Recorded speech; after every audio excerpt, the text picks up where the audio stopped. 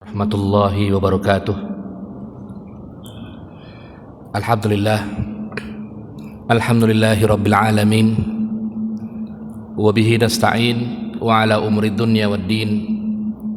Wassalatu wassalamu ala nabiyyina Muhammadin wa ala alihi wa sahbihi ajma'in, amma ba'du. Allahumma alimna ma yanfa'una wa zidna ilman. Yang saya hormati pengurus DKM Masjid JGC, jamaah salat maghrib yang dirahmati oleh Allah Subhanahu wa Ta'ala. Melanjutkan kajian sebelumnya, pada malam hari ini, maghrib kali ini, kita akan membahas tentang masalah al-mahru wa ahkamuhu, mahar beserta dengan hukum-hukumnya.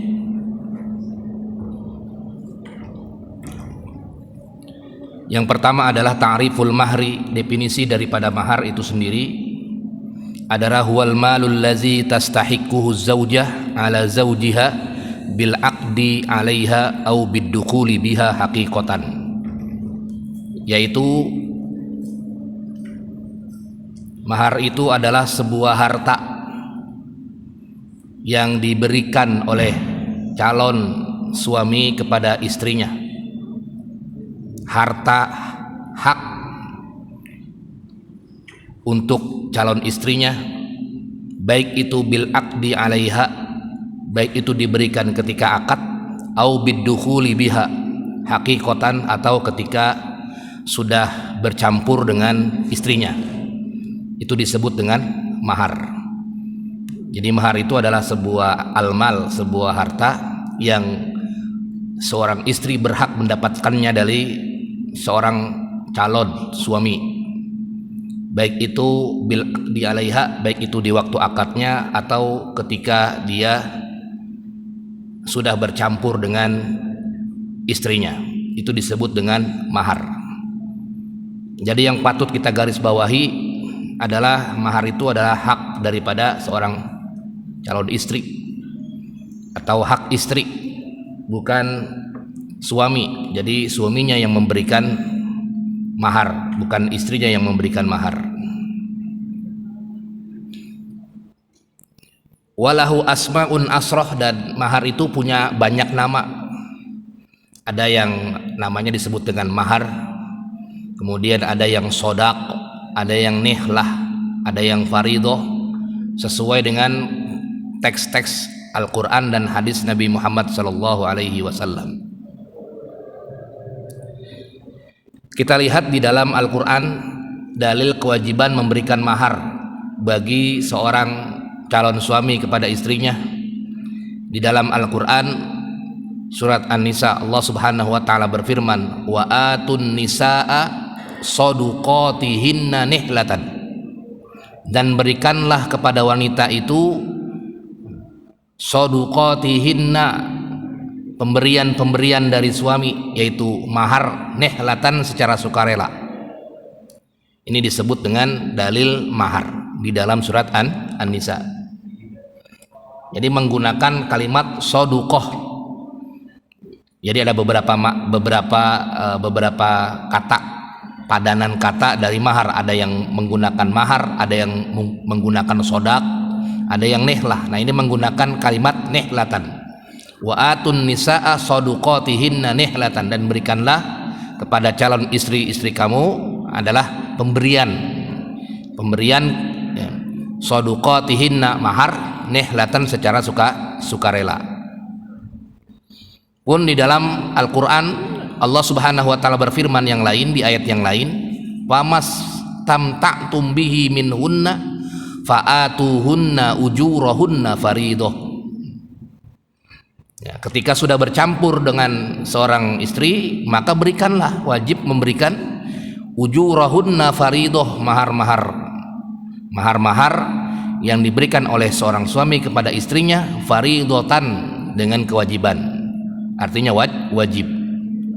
Bahkan di ayat yang lain lebih tegas, wa atuhunna ujurahunna, dan berikanlah kepada wanita-wanita, kepada istri-istri kamu, ujurahunna, dan berikanlah mahar-maharnya.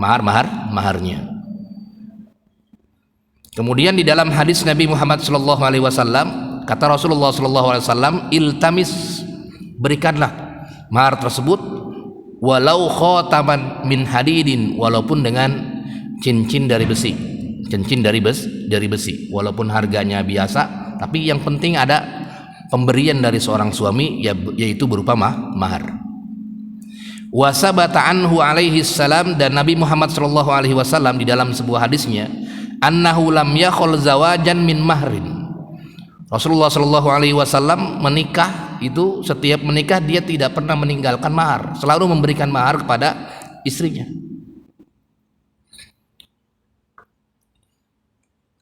Itu disebut dengan dalil mahar. Jadi mahar itu merupakan kewajiban dari seorang suami terhadap istrinya. Wa ajma'al muslimun, dan orang-orang muslim atau para ulama berijma', tidak ada perbedaan pendapat para ulama, ala masru'iyatis shadaq fin nikah, disyariatkannya memberikan mahar ketika hendak menjalankan pernikahan, maka dia wajib memberikan mahar. Wa kaunul mahri wajiban 'ala rajul dunal mar'ah, dan mahar itu merupakan kewajiban bagi seorang laki-laki, bukan seorang wanita. Apa hikmahnya? Hikmahnya adalah izharu khotori hazal aqd wa makanatihi wa i'zazul mar'ah wa ikramihi, memuliakan seorang wanita dan menghargai seorang wanita, karena dia akan yang tadinya menjadi tanggung jawab daripada orang tua, kemudian ketika sudah menikah maka berpindah dari orang tua menjadi ke suaminya, maka sebagai ijaz, sebagai bukti kemuliaan dan juga penghormatannya, maka wajib untuk seorang suami itu memberikan mahar kepada seorang istrinya. Jamaah salat maghrib yang dirahmati oleh Allah Subhanahu wa taala, al-mahru laisa ruknan wala sarton fi aqdiz zawaj. Kebanyakan para ulama mengatakan mahar itu memang bukan termasuk rukun atau bukan termasuk syarat ketika hendak menikah. Walakin, akan tetapi, wa innama huwa asarun min asaril mutattabati alaihi, tapi ini merupakan sebuah bagian daripada rentetan akad pernikahan sampai ia masuk ke dalam jenjang pernikahan. Maka kalau ia tidak membayar maharnya, maka hukumnya haram. Haram. Kenapa? Karena itu merupakan kewajiban dari seorang suami kepada istrinya, kecuali, nanti ada kecualinya. Bagaimana mahar itu?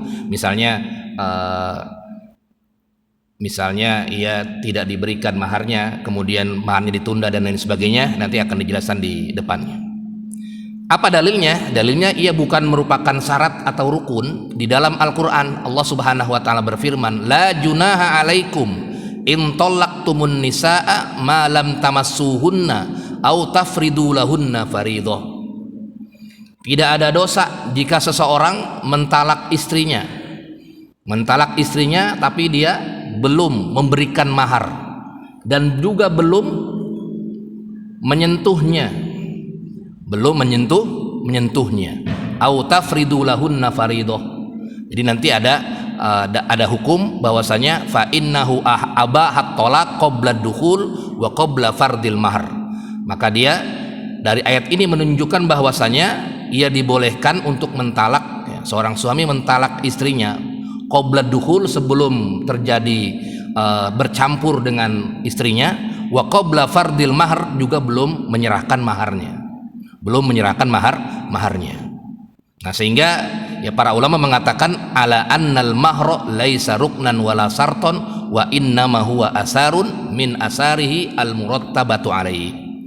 Bukan dia termasuk rukun atau syaratnya, walaupun ia tidak ada mahar ketika di akad nikahnya, tapi merupakan sebuah kewajiban bagi seorang suami untuk memberikannya kepada seorang istrinya. Jamaah salat maghrib yang dirahmati oleh Allah Subhanahu wa ta'ala. Kemudian yang selanjutnya adalah nikahut tafwid, nikah tanpa mahar. Ajma'al fuqaha, ulama berijma' sepakat ala anna nikahat tafwid, nikah yang tanpa mahar jaizun, boleh. Tapi nanti dia wajib memberikan mahar dengan mahar misal. Mahar misal itu adalah mahar yang diserahkan kepada adat atau kebiasaan daripada penduduk setempat. Berapa kira-kira mahar seorang wanita tersebut? Tetap ada maharnya walaupun tidak disebutkan. Tetap seorang suami wajib memberikan maharnya. Disebut dengan nikah tafwid, yaitu ketika ia berakad tidak disebutkan tidak disebutkan maharnya, tidak disebutkan. Apakah nikahnya sah? Sah nikahnya. Tapi dia nanti masuk ke dalam kategori dua. Ada dua jenis mahar. Ada disebut dengan mahar al-musamma, mahar yang disebutkan ketika akad, ya, ketika akad nikah. Ada juga yang disebutkan dengan mahar misal, mahar yang tidak disebutkan ketika akad, maka disebut dengan mahar misal. Jadi ada dua kategori mahar. Walaupun ia tidak disebutkan di akad, tetap akadnya sah, tapi menggunakan mahar misal. Kalau dia disebutkan berarti sudah ditentukan maharnya. Misalnya ada yang 5 gram, ada yang 10 gram, ada yang 3 gram, ada yang 100 gram, ada yang 50 gram, tergantung keridhoan daripada seorang istri tersebut. Kira-kira ia ridhonya berapa dikasih oleh calon suaminya. Maka tadi ada dua jenis maharnya. Ada mahrul musamma. Mahar musamma itu artinya mahar yang disebutkan ketika akad. Kemudian juga ada yang disebut dengan mahar misal, mahar yang tidak disebutkan ketika akad, maka dia hukumnya tetap wajib memberikan mahar kalau dia sudah bercampur, sudah berhubungan dengan istrinya, maka dia wajib memberikan maharnya. Disebut dengan mahar misal. Mahar misal.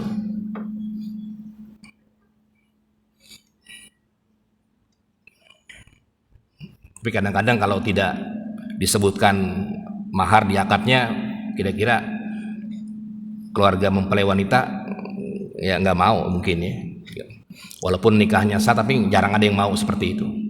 Jarang ada yang mau seperti itu. Maka untuk menghormati atau mengikram, memuliakan dan mengangkat derajat wanita, maka tetap pasti ada maharnya. Pasti ada maharnya ketika ia menikah dengan seorang istri. Seorang istri. Ya, baik itu menggunakan mahar musamma yang sudah disebutkan di akad atau menggunakan mahar misal. Mahar misal itu mahar yang tidak disebutkan di akad. Tetap dia ketika sudah bercampur, maka dia sudah wajib memberikan mahar kepada istrinya. Jamaah salat maghrib yang dirahmati oleh Allah Subhanahu wa taala, kemudian masuk ke miqdarul mahar. Ukuran daripada mahar itu sendiri. Laisa lil mahri haddun aqsa bil ittifaq. Memang tidak ada batasannya. Berapa mahar itu sesuai dengan kesepakatan para ulama. Sebagaimana di dalam Al-Qur'an, wa ataitum ihdahunna qintaran fala ta'khuzu minhu syai'an. Dan berikanlah kalian semua para calon suami semua ihdahunna qintaran, mahar-mahar kepada istri-istri kalian. Waqad tanabbahat imra'atun ila hazihil ayah. Bahkan suatu saat pernah terjadi di zaman Umar bin Khattab, ada seorang wanita yang memperingatkan Umar bin Khattab ketika Umar ingin membatasi tahdidul mahar, membatasi mahar. Fanaha ayyuzadu fis sodaqi ala arba'i mi'ati dirham wa khotoban nasu fihi faqala la tughlu fi sodaqin nisa fa innaha law kanat mukarramatan fid dunya aw taqwa fil akhirah kana ulakum biha Rasulullah sallallahu alaihi wasallam. Kata Umar bin Khattab, kamu jangan, la tughlu wahai para suami, jangan kamu mahal-mahal banget fi sodaqin nisa, dalam memberikan mas kawin atau mahar kepada para wanita. Para wanita. Akhirnya apa? Kata Umar bin Khattab, ma asdaqaqatun imro'atan min nisaihi Rasulullah sallallahu alaihi wasallam. Tidak pernah ia memberikan mahar kepada istri-istrinya fauqas natai asara auqiyah, di atas daripada 12 auqiyah. Faman zada ala arba'i mi'ati say'an ju'ilat az-ziyada fi baitil mal. Diatur oleh Khalifah Umar bin Khattab.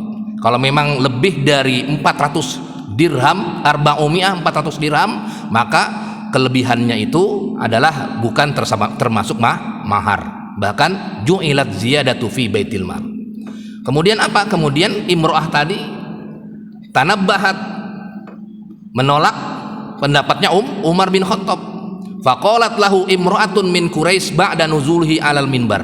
Laisa zalika ilaika ya Umar. Bukan seperti itu wahai Umar, tidak ada batasannya. Tidak ada batasannya, batasan terbesar atau batasan terkecil. Memang ada para ulama berbeda pendapat batasan terkecil, tapi menurut pendapat ulama sebagian mengatakan tidak ada batasannya. Maka ini yang disepakati oleh para ulama, sehingga kata Umar, Allahumma ghufran kullan nasi afqahu min Umar. Summa raja'a faraqabal minbar faqala ayyuhan nas inni kuntu nahaitukum. Dulu saya pernah melarang kalian untuk menambah tazidun nisa, menambah mahar tinggi begitu seorang wanita, fi soduqatihinna, dalam mahar kalian, ala arba'ati mi'ah, di atas 400 dirham tidak boleh. Faman sya'a, maka hari ini siapa yang bisa, ayyuqtu min malihi ma'ahabu, silakan kata Umar bin Khattab. Nah, ini yang dijelaskan di dalam kitabnya Musnad Imam Ahmad dan Imam Baihaqi. Jadi tidak ada batasan yang paling tinggi. Tidak ada batasan yang paling tinggi. Aqallul mahar, kemudian yang paling sedikit mahar. Nah, di sini memang para ulama berbeda pendapat kalau yang paling sedikit. Qala al-Hanafiyah, Imam Abu Hanifah berkata, aqallul mahri asratu darahim. Paling sedikit mahar itu adalah 10 dirham. 10 dirham, kalau dirham itu adalah perak, berarti 1 gram perak itu kira-kira berapa? 70.000 atau 100.000 ya. Berarti kalau 10 berarti 1 juta. 1 juta itu minimal. Ini menurut pendapat Imam Abu Hanifah. Kalau dirham itu 1 gramnya berapa? Tapi 10 dirham. Li hadis la mahro aqal min asrati darahim. Memang ada hadis di sini riwayat Baihaqi dan riwayat Ibnu Abi Hatim. Tapi ini memang hadisnya kan kondisional terhadap siapa orang yang memberikan mahar. Kadang-kadang Rasulullah SAW berkata kepada orang yang tidak punya sama sekali harta, maharnya apa? Apa yang kamu punya? Bahkan kata Rasulullah SAW nanti di depan, saya hanya punya hafalan Al-Quran, maka jadikan mahar tersebut hafalan Al-Quran. Nah, jadi punya kondisi-kondisi calon suaminya. Kalau calon suaminya punya kemampuan ya, hartanya yang bisa, ya berarti dia silakan berapa mampunya dan lain sebagainya. Jadi memang tidak ada batasan yang besar, dan batasan yang kecil menurut Imam Abu Hanifah adalah 10 dirham. Wa qala al-Malikiyah, Imam Malik, aqallul mahri rubu'u dinar. Yang paling sedikit mahar itu adalah 1/4 dinar. 1/4 dinar. Kalau 1 dinar itu 4 gram emas, yang 4 jutaan. Berarti kalau 1/4-nya berapa kira-kira? 1 juta juga ya, 1 jutaan. 1 juta berapa? Lebih sedikit begitu. Lebih sedikit, mungkin 2 juta tidak sampai, tapi 1.800.000 menurut Imam Malik di sini. Kemudian waqalatis Syafi'iyah. Nah, ini Imam Syafi'i dan Imam Ahmad bin Hambal, la hadda li aqallil mahar. Tidak ada batasan yang paling sedikit mahar. Jadi Imam Syafi'i dan Imam Ahmad itu dia berpegangan tidak ada batasan atas dan tidak ada batasan bawahnya. Kalau Imam Abu Hanifah tidak ada batasan atas tapi ada batasan bawah, bersama dengan Imam Malik. 10 dirham dan 1/4 dinar. Tapi kalau Imam Syafi'i dan Imam Ahmad, la hadda li aqallil mahar, tidak ada batasannya yang paling sedikit mahar tersebut. Apa dalil daripada Imam Syafi'i dan Imam Ahmad bin Hambal ya? Karena memang di dalam hadis Nabi di sini, iltamis walau khataman min hadidin, berikanlah mahar walaupun dengan cincin dari besi. Cincin dari besi berapa kira-kira harganya? Bahkan di riwayat lain, Amir bin Rabi'ah, anna imro'atan min Fazarah tazawwajat ala na'lain. Bahkan ada sebuah hadis bahwasanya ia menikah dengan maharnya 2 sendal. Faqala Rasulullah sallallahu alaihi wasallam, tanya, apakah kamu ridho mas kawinnya dengan 2 sendal? raditi min malik. Ditanya itu sama Rasulullah sallallahu alaihi wasallam. Raditi min malik wa nafsik bina lain, kamu ridho dengan dikasih hanya 2 sendal saja? Qalat na'am. Iya, fa ajazahu, kemudian Rasulullah sallallahu alaihi wasallam membolehkannya. Rawahu Ahmad wa Ibnu Majah. Nah, ini yang dijadikan dasar oleh Imam Syafi'i dan Imam Ahmad bin Hambal. Sehingga dikatakan di sini innal mahra hakul mar'ah. Sesungguhnya mahar itu adalah hak calon istri atau seorang wanita tersebut. Berapapun dia haknya berapa dan seterusnya. Ini yang disampaikan oleh para ulama terkait dengan batasan atas dan batasan bawah. Jamaah salat maghrib yang dirahmati oleh Allah Subhanahu wa taala. Kemudian yang selanjutnya adalah disebut dengan mahrus sir wa mahrul alaniyah. Kasus mahar sir itu maharnya dirahasiakan. Wa mahrul alaniyah, dan maharnya disebutkan, diumumkan. Ada 2 kasus, yang satu mahrus sir, mahar yang dirahasiakan, mungkin hanya dia saja atau perempuannya yang tahu atau dengan keluarganya yang tahu. Kemudian wa mahrul alaniyah, mahar yang disebutkan. Di sini para ulama berpandangan fa in tazawwajaha ala shadaqaini, jika seorang wanita menikah dengan seorang suami, calon suaminya itu ala shadaqaini, 2 mas kawinnya, artinya 2 bentuk. 2 bentuk, yang pertama mas kawin dalam fisir, dirahasiakan berapanya. Yang kedua adalah disebutkan. Misalnya dia pengen maharnya 10 gram, tapi yang dirahasiakan berapa begitu, yang disebutkan berapa. Misalnya 5 gram, nanti 5 gram lagi tidak disebutkan, buat hanya ini saja yang tahu. Jadi ada yang disebutkan, ada yang tidak disebutkan. Itu disebut dengan, kalau yang tidak disebutkan disebut mahrus sir. Kalau yang diumumkan disebut dengan mahrul alaniyah. Mahrul alaniyah. Maka fal wajib inda Syafi'iyah wal Malikiyah wal Hanafiyah. Maka yang wajib menurut Imam Syafi'i dan Imam Malik dan Imam Abu Hanifah, ini jumhur, ma'aqada bihil akad, apa yang disampaikan di akad. Kalau memang ada 2 jenis begitu ya, jadi misalnya yang disampaikan berapa yang di akad itu yang diumumkan. Jadi yang sir itu tidak dianggap mahar menurut pendapat jumhur. Kalaupun diberikan sama calon suaminya, itu hanya sebagai hadiah saja.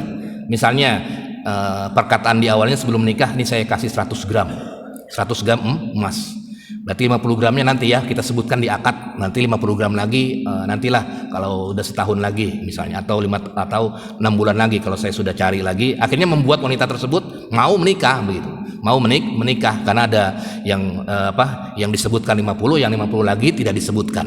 Maka menurut Imam Syafi'i dan Imam Malik dan Imam Abu Hanifah, yang menjadi mahar adalah ma'aqada bihil akad, yang diakadkan dan diumumkan ketika akad. Saya terima nikahnya dan kawinkan fulanah dengan fulan dengan mas kawin 50 gram emas dibayar tunai begitu. Nah, udah itu yang dijadikan mahar. Adapun kalau dia di dalam berduanya atau dengan keluarganya punya rahasia, ada mahar tambahan, maka itu tidak dianggap menurut jumhur adalah mahar. Kalau dikasih sama suaminya ya udah sebagai hadiah saja, bukan sebagai mahar. Sedangkan Imam Ahmad bin Hambal di sini mengatakan wa yu'khazu bil alaniyati indal hanabilah wa in kana sadaqus sir qad in aqada bihil nikah li annahu iza aqada fi dzahir aqdun ba'da aqdi sir. Dua-duanya dianggap. Jadi dua-duanya dianggap mahar, mau yang sir atau mahar yang alaniyah. Jadi yang mau yang diumumkan, ada yang separuhnya tidak diumumkan. Misalnya yang separuhnya rumah ya, dengan mas kawin misalnya 50 gram emas, dan rumahnya tidak didiam saja, nggak diumumkan rumahnya, maka rumah tersebut tetap dianggap menurut Imam Ahmad bin Hambal tetap dianggap sebagai mahar. Jadi tidak bergantung mau alaniyah mau sir, yang penting sudah terjadi kesepakatan antara kedua belah pihak itu, antara laki-laki dengan perempuan itu, calon suami dan calon istrinya ya, walaupun dia disirkan atau dialaniyah, nah, itu bagaimana maharnya, apa itu mahar atau bukan. Nah, kalau menurut pendapat jumhur yang terjadi adalah kalau ada 2 begitu ya sudah mahrul alaniyah, yaitu mahar yang terjadi di akad tersebut, sedangkan yang sir itu dianggap sebagai hadiah saja, saja.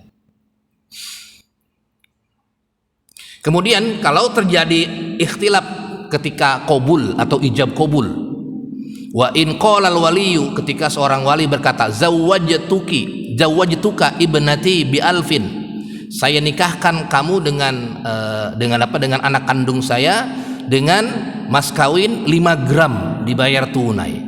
Tapi suaminya malah salah menyebutnya, qabiltu nikahaha bi khamsati mi'ah, saya terima nikahnya dengan 10 gram gitu kan. 10 gram emas ya, 5 gram malah 10 gram, jadi lebih banyak begitu, jadi lebih banyak. Maka di sini para ulama mengatakan wajaba mahrul misli inda Syafi'iyah li'anna zauj lam yaqbal bi alfin. Maka yang wajib adalah mahar misil, bukan mahar musamma.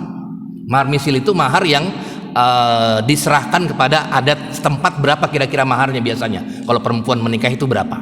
Mahar misil.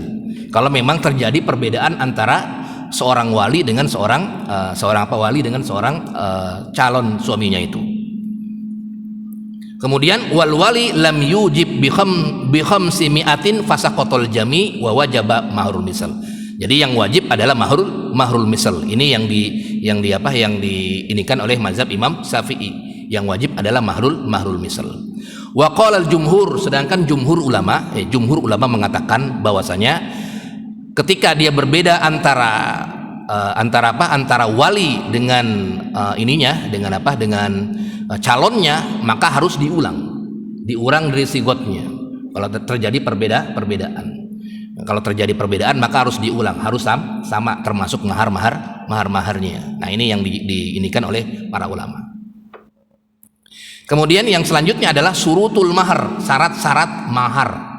Ya, ada syarat-syaratnya mahar itu, ada beberapa syarat di sini. Syarat yang disepakati oleh para ulama dan syarat yang terjadi perbedaan pendapat para ulama. Yang pertama adalah syarat yang pertama ayyakuna mimma yajuzu tamallukuhu wa bai'uhu minal ain. Ya, ini adalah syarat yang disepakati dan yang lebih afdol, yaitu mimma yajuzu tamallukuhu wa bai'uhu, sesuatu yang boleh, yang bisa dimiliki dan bisa dijual belikan lagi. Wa huwa zahab, yaitu emas, wal arud, atau sesuatu yang bisa dijual belikan lagi. Fala yajuzu, maka tidak boleh dia berbentuk misalnya mahar-mahar yang misalnya dengan mahar minum segelas aqua habis itu misalnya. Nah, maka ini menurut syarat yang pertama tidak bisa. Kenapa? Karena tidak bisa dijual lagi dia. Tidak bisa dijual lagi. Kan tidak bisa dimiliki. Kemudian atau misalnya fala yajuzu bi khamrin wa khinzir, tidak boleh juga misalnya maharnya dengan hal-hal yang diharamkan seperti khamar au khinzir, atau misalnya babi misalnya, wa ghairihima, atau selain khamar atau babi misalnya yang diharam-haramkan lainnya, maka itu juga tidak diperkenankan. Kenapa? Karena dia tidak boleh dijual belikan. Karena kalau barang tersebut barang haram, ya tidak boleh diperjualbelikan. Nah, itu juga tidak boleh menurut syarat yang pertama. Kemudian syarat yang kedua adalah ayyakuna ma'luman. Maharnya itu adalah sudah maklum. Sudah maklum itu adalah sudah jelas berapa maharnya. Kayak tadi kasusnya, makanya kasus yang pertama ini yang terjadi perbedaan antara walinya dengan calon suaminya, maka dia harus maklum, ayyakuna ma'luman, dia harus maklum maharnya apa. Kalau dia tidak maklum maharnya, li'anna as-sadaqi wadun fi haqqi mu'awadhah fa asbahas saman fala yajuzu bimajhulin, maka tidak boleh tidak diketahui maharnya illa fi nikahit tafwid, kecuali dia kasusnya adalah maharnya mahar misal, mahar yang tidak disebutkan. Nah, itu disebut dengan mahar misal, karena kasusnya adalah kasus nikahut tafwid, nikah yang tanpa menyebutkan mahar, maka maharnya adalah mahar misal. Atau misalnya yang ketiga syaratnya tidak boleh ayyusallima minal goror fala yajuzu fihi abdun abik au ba'ir syaridin wasibhihi.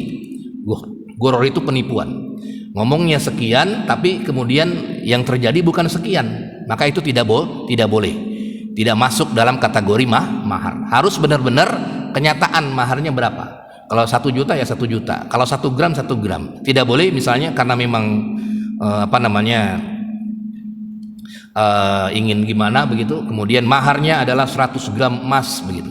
Nah, tidak boleh. Kenapa? Ini karena ada unsur gorornya. Karena ada unsur gorornya, maka tidak sah mahar tersebut, tidak bisa tidak bisa dijadikan mahar. Maka kalau misalnya seperti itu, maka tetap mengacu kepada mahar misl. Mahar misl itu mahar yang biasa diberikan kepada adat setempat. Kemudian juga yang terjadi perbedaan pendapat di sini yang tadi disebutkan antara Imam Syafi'i dan Imam Ahmad dan Imam Malik dan Imam Abu Hanifah adalah mahar-mahar yang seperti aqal, yang sangat-sangat sedikit dan berupa bukan harta tapi manfaat, seperti maharnya mengajarkan Al-Qur'an, hafalan Al-Qur'an dan lain sebagainya. Maka menurut sebagian ulama, ya, diantaranya Imam Malik dan Imam Abu Hanifah, tidak bisa dijadikan mahar. Sedangkan Imam Syafi'i dan Imam Ahmad bin Hambal boleh dijadikan mahar. Sebagaimana hadis Nabi Muhammad SAW, Sahal bin Sa'ad, ya, ini hadisnya Sahal bin Sa'ad, anan Nabi SAW zawwaja rajulan bima ma'ahu minal Qur'an. Ya, maharnya adalah dengan apa yang ada di dalamnya, yaitu apa yang dihafalkan Al-Qur'an. Faqala qad zawwajtukaha bima ma'aka minal Qur'an. Saya menikahkan kamu dengan apa yang ada di hafalan kamu, yaitu berapa juz misalnya dan seterusnya. Nah, ini menurut sebagian ulama, diantaranya Imam Ahmad dan Imam Syafi'i yang membolehkannya. Sedangkan yang lain tidak membolehkannya, ya, harus benar-benar berbentuk harta yang maklum, yang terlihat. Dan juga tadi disebutkan akolnya itu paling sedikit adalah 10 dirham atau seperempat dinar menurut mazhab Malik dan mazhab Imam Abu Hanifah. Jamaah salat maghrib yang dirahmati oleh Allah Subhanahu wa taala. Kemudian tema yang selanjutnya itu adalah anwaul mahar. Tadi disebutkan ada dua, mahrul musamma dan mahrul misal. Mahrul musamma itu adalah ma summiya fil aqd au ba'dahu bit taradi. Sesuatu yang sudah dinamakan, yang sudah disepakati oleh kedua belah pihak, yaitu suami dan istri, itu calon suami dan istri. Baik itu di dalam akad atau setelah akad juga bisa. Yang penting dijelaskan berapa maharnya. Apa 2 gram, 5 gram, 10 gram. Nah, itu disebut dengan al-mahrul musamma. Al-mahrul musamma.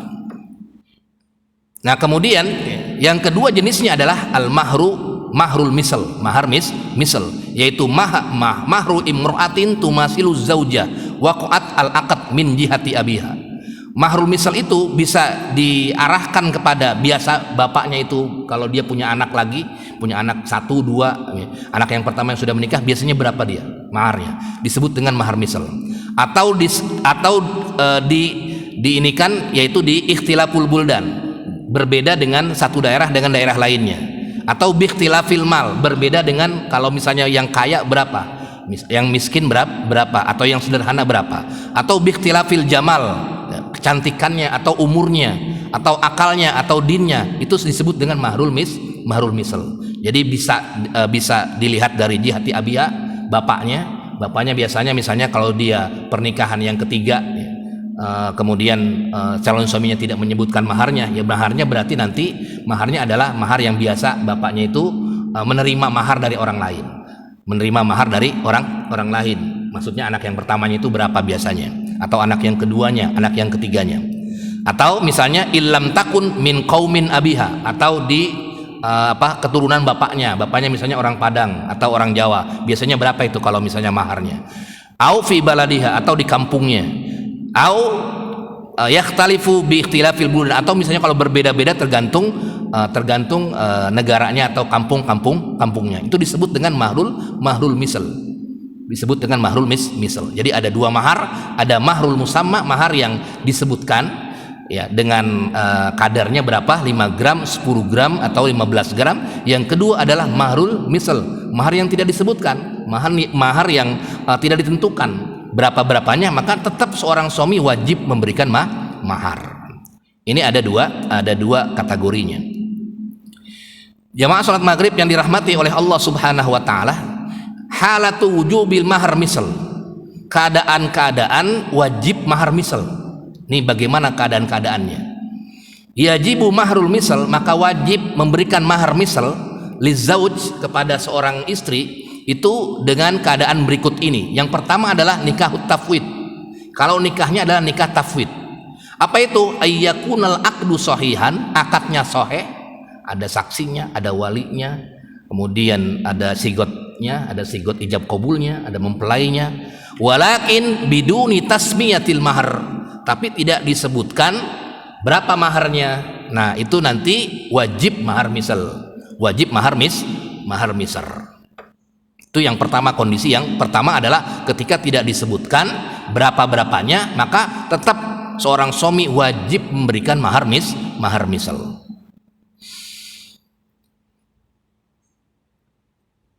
Kenapa sebabnya? Ya karena bagaimanapun juga mahar itu merupakan kewajiban kalau sudah bercampur, apalagi dengan seorang dengan istrinya, maka sudah wajib hukumnya seorang suami memberikan mahar. Kemudian yang selanjutnya adalah kondisi yang kedua, tadi yang pertama ya. Tafwid, nikah tafwid yang pertama. Kemudian kondisi yang kedua adalah al-ittifaq ala adamil mahar. Kalau kedua-duanya sepakat, ittifaq itu sepakat, ala adamil mahar, tidak adanya mahar. Ka ayyatazawwaja rajulun imro'atan, seperti seorang laki-laki menikah dengan seorang wanita. Ala alla mahru alaiha, tidak ada maharnya kita ya, gak usah ada maharnya, pokoknya gratis. Fataqabbalaha, menerima wanita tersebut.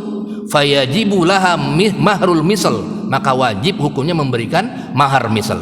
Bidukhul, kalau dia sudah bercampur dengan wanita tersebut, au bil maut, atau kalau wanita tersebut meninggal, maka dia harus sudah memberikan mahar misal. Indal jumhur, menurut kebanyakan para ulama. Kenapa? Li'anna hadzal ittifaq batil, karena sepakatan itu adalah sepakatan yang batil. Wastarafu nafyul mahar fasid, dan mensyaratkan tidak adanya mahar itu adalah fasid. Itu menurut pendapat jumhur. Wa qala al-Malikiyah, Imam Malik mengatakan iza ittafaqa az-zaujani ala isqatil mahar, apabila seorang suami istri bersepakat tidak adanya mahar, fasadal aqdu, maka akadnya fasad. Akadnya fasad itu artinya lakin yajibu laha bidukhul mahar misal. Akadnya masih kurang, rusak akarnya, akadnya, tapi wajib ketika dia dukhul sudah bercampur dengan istrinya, maka dia tetap harus memberikan mahar misal. Nah, itu harus memberikan mahar misal. Kemudian yang ketiga adalah at-tasmiyah ghairus sahihah. Ya tadi ya, menyebutkannya tidak benar lil mahar, pada maharnya ketika akad atau akad nikah tadi ya, maharnya menyebutkannya tidak benar, maka itu juga menjadi kondisi yang ketiga, bisa disebut dengan mahar misal. Bi ayyakunal musamma ghairu malin aslan. Jadi dia tidak menyebutkannya, tidak sahih, tidak benar. Misalnya biasanya 5 gram, 10 gram, tapi ini udah nggak disebutin. Misalnya dengan mas kawin tersebut begitu, ada tersebutnya, padahal nggak jelas tersebutnya bagaimana, itu tersebut aja pokoknya ada di situ, tapi nggak tahu berapanya. Maka at-tasmiyatu ghairis sahihah lil mahar, maka penyamaan itu yang tidak sahih, tidak benar, itu adalah mahar misal. Ini kondisi yang ketiga. Kemudian halatu wujubil mahar musamma. Nah, keadaan yang selanjutnya adalah wajib mahar musamma. Tadi mahar misil, ada 3 kondisi. Kondisi yang pertama tadi adalah kondisi nikah tafwid yang tidak disebutkan maharnya ketika akad. Kondisi yang kedua adalah tadi ketika terjadi kesepakatan antara suami istrinya, udah nggak ada mahar kita, itu tetap ada maharnya, namanya nikah, namanya maharnya adalah mahar misal. Kenapa? Karena mahar itu kewajiban. Ya walaupun cuma sendal aja ada mahar, yang penting begitu. Gak usah ada mahar lah. Nah, itu namanya menurut jumhur adalah sepakatan batil. Nggak apa-apa, apapun maharnya nggak apa-apa. Kemudian yang ketiga adalah at-tasmiyah. Kalau dia menyebutnya salah, maka dia kena mahar misal. Nah, kemudian yang jenis yang kedua, keadaan wajib mahar al-musamma, mahar musamma, bukan mahar misal. Yaitu yang pertama adalah yajibul mahal musamma, wajib memberikan mahar yang sudah ditentukan, iza kana tasmiyah, kalau penyebutannya ketika akad sahihatan, sahih. Wa kanal aqdu sahihan, dan akadnya juga sahih. Saya terima nikahnya, saya kawinkan anak kandung saya dengan mas kawin sekian, misalnya sekiannya jelas 10 gram dibayar tunai, saya terima nikahnya dengan mas kawin 10 gram. saya terima 10 gram. Itu 10 gram dia wajib memberikan kepada istrinya 10 gram. Kenapa? Karena hal yang keadaan yang maksud keadaan yang kedua ini, wujubu mahar musamma. Tetap berarti dia harus memberikan wajib 10 gram itu. Kalau biasanya 100 gram, wajib memberikan 100 gram. Wajib memberikan 100 gram.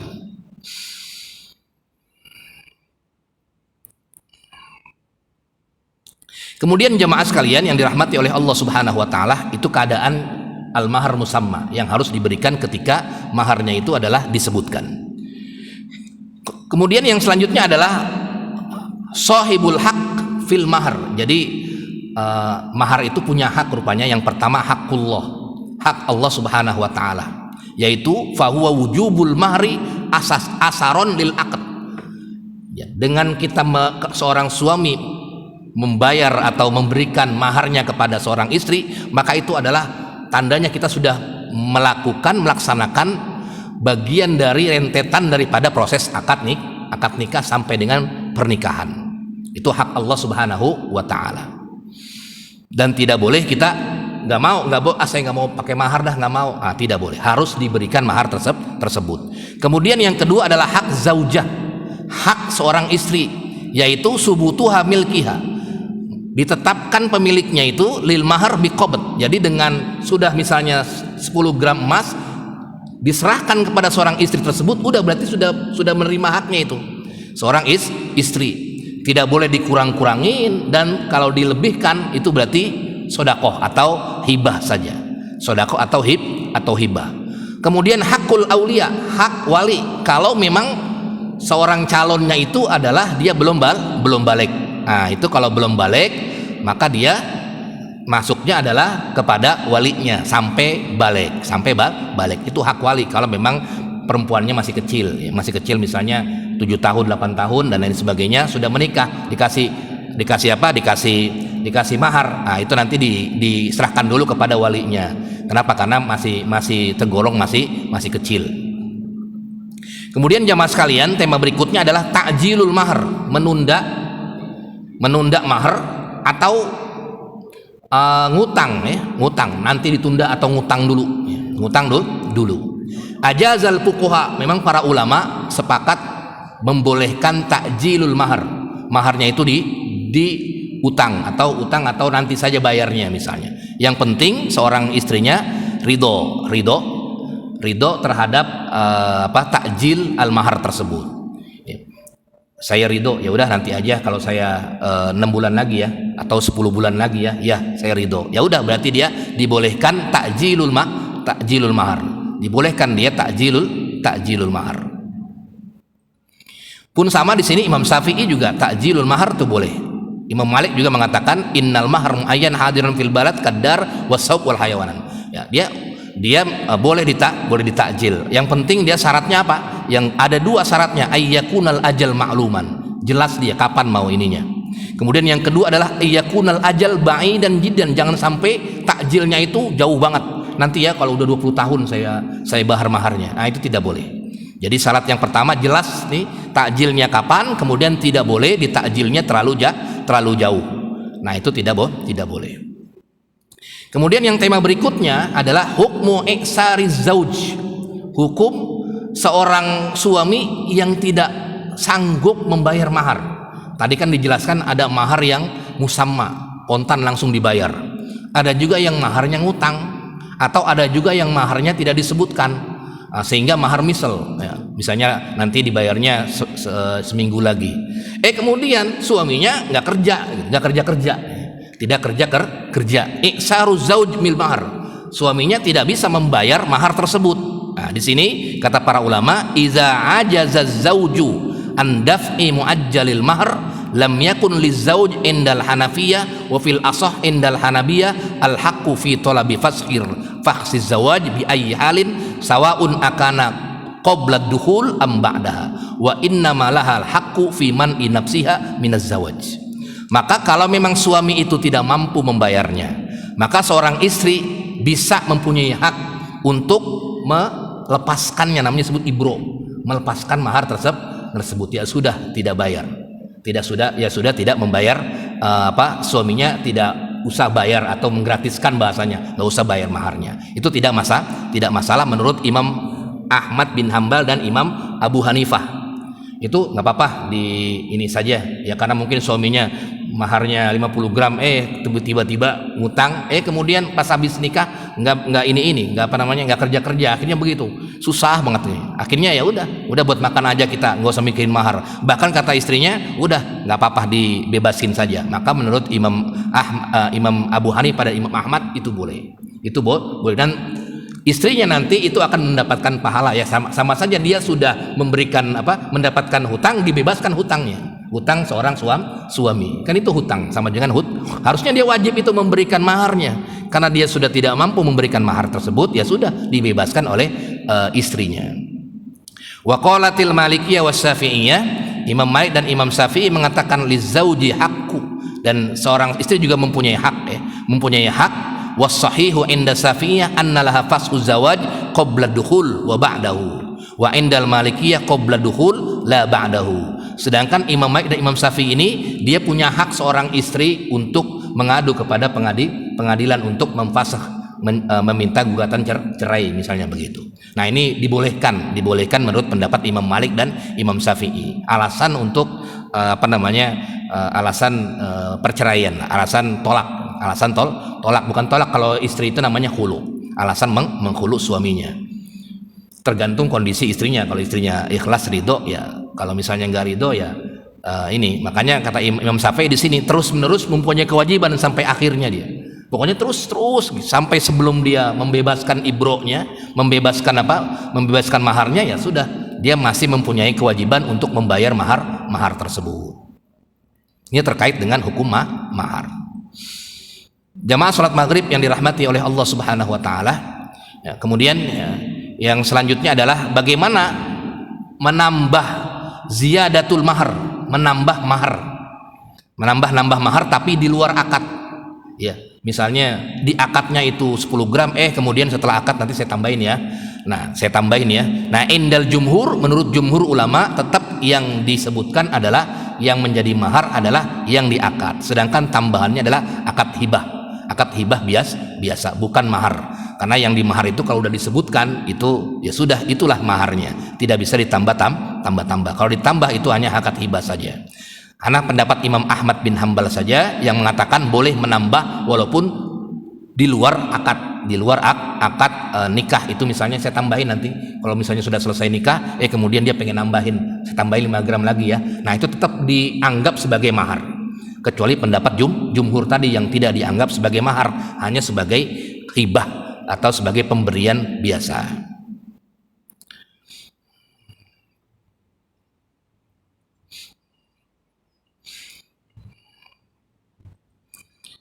Kemudian tema yang terakhir ini jamaah sekalian,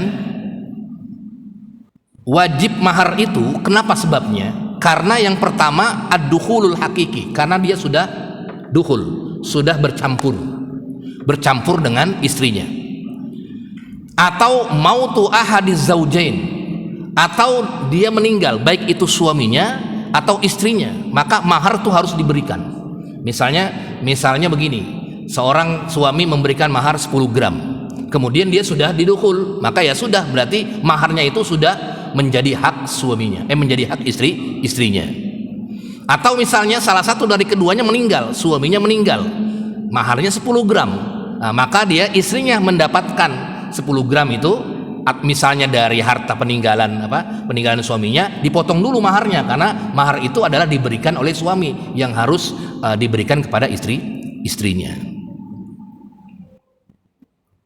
Nah, ini terkait dengan mahar yang harus diberikan. Kemudian yang selanjutnya adalah seperti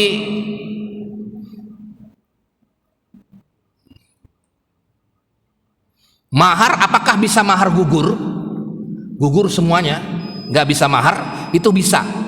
Ada 3 di sini, arba' asbab. Yang pertama adalah bercerai. Dia bercerai tapi belum bercampur dengan istrinya, belum khuluwah, belum bercampur dengan istrinya, dia bercerai, maka dia taskutu jami'ul mahar, maka gugur semua maharnya. Misalnya baru nikah kemudian sudah cerai begitu, maka taskutu jami'ul mahar, maka dia gugur maharnya, tapi belum bercampur dengan istrinya. Itu yang pertama. Yang kedua adalah khulu, seorang istri menggugat cerai suaminya tapi belum didukhul juga. Itu juga sama, dia juga gugur maharnya. Ya sudah, berarti gugur mahar semuanya. Kemudian yang ketiga adalah tadi seorang istri merelakan karena suaminya sudah tidak sanggup lagi membayar maharnya. Kemudian yang keempat adalah hibah, sudah dikasih maharnya kemudian dihibahkan lagi oleh istrinya. Itu juga bisa menjadi gugur maharnya. Sampai di sini ada diskusi tafadhol terkait dengan mahar. Tafadhol jamaah sekalian. Mahar itu tidak terbatas, baik besarnya maupun kecil. Kebiasaannya masyarakat itu ada orang bahasa sini melamar, tapi diminta maharnya sekian atau banyak. Kekuatan daripada calonnya dari pihak laki-laki separuhnya 20 bulan, akhirnya tidak ada kesepakatan untuk.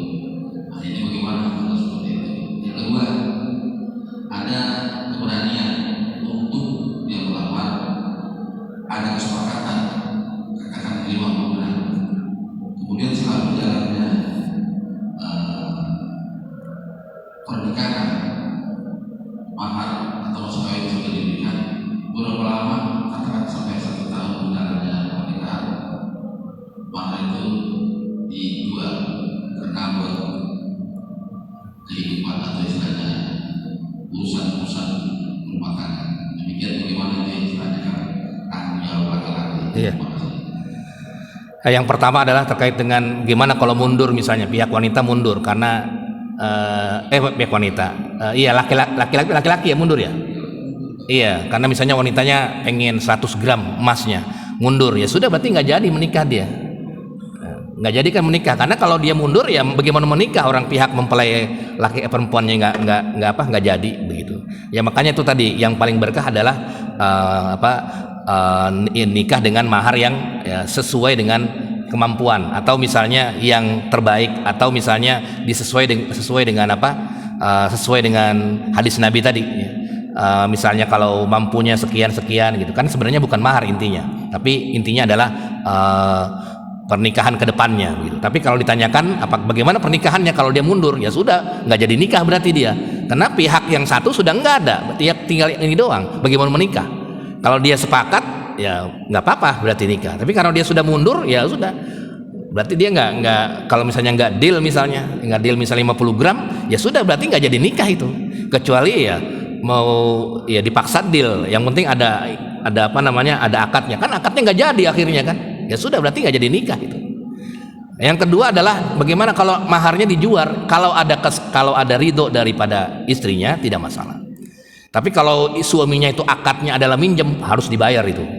Misalnya istrinya sudah dikasih mahar 50 gram emas semua, kemudian suaminya lagi jatuh, kemudian gimana kalau dipakai dulu buat makan dan lain sebagainya, buat biaya hidup, nggak apa-apa. Tapi tidak bukan istri menggratiskan atau menghibahkan, tapi minjam. Artinya saya pinjam dulu suaminya minjem istrinya itu mahar, ya berarti harus diganti nanti. Mahar tersebut harus diganti. Kata mahar itu menjadi hak istrinya, sudah menjadi harta istrinya. Jadi harus diganti. Kalau bercerai, ya berarti hak suami itu gugat cerai nanti masuk ke pengadilan. Itu termasuk karena dia termasuk harta istrinya, bukan harta suaminya. Kan itu harta istrinya. Maharnya diambil sama suaminya, atau belum dibayar sama suami, atau belum diberikan sama suaminya, padahal suaminya wajib memberikan mahar. Ada lagi, tafadhol silakan. Baik, mudah-mudahan bermanfaat ya. Kalau ada kata-kata salah dari saya pribadi, mohon maaf. Wabillahi taufiq wa hidayah wal afu minkum. Wassalamualaikum warahmatullahi wabarakatuh.